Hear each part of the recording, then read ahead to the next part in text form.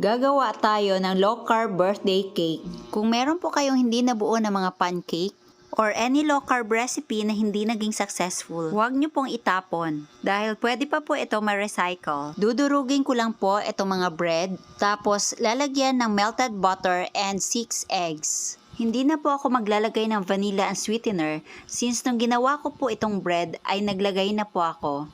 Mix well all the ingredients. Problema ko lang po na ubusan ako ng parchment paper at nakalimutan kong bumili. Pero ngayon, gagamitan natin ng kakaibang technique.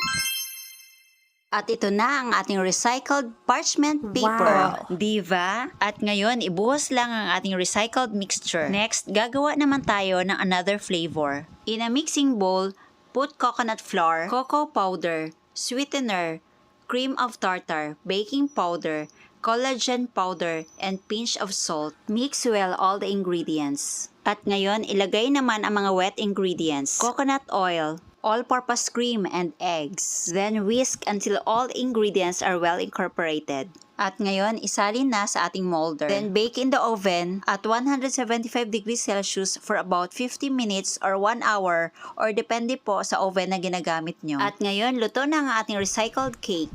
Let it cool for a few minutes. At ngayon, isalin na natin ang cake.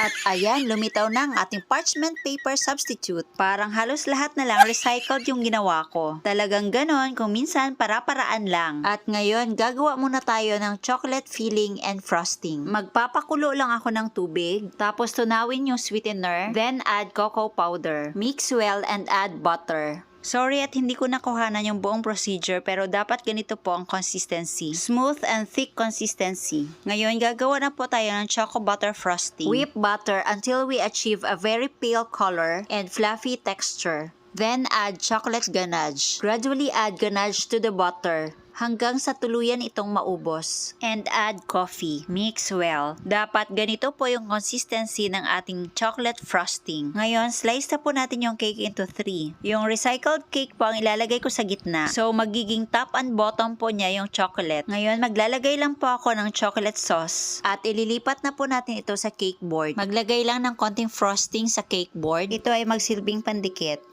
At ipatong yung first layer. Then, put filling. Ngayon, ilagay ang second layer. Next, ang third layer. Then, spread chocolate sauce. Then, apply frosting all over the cake.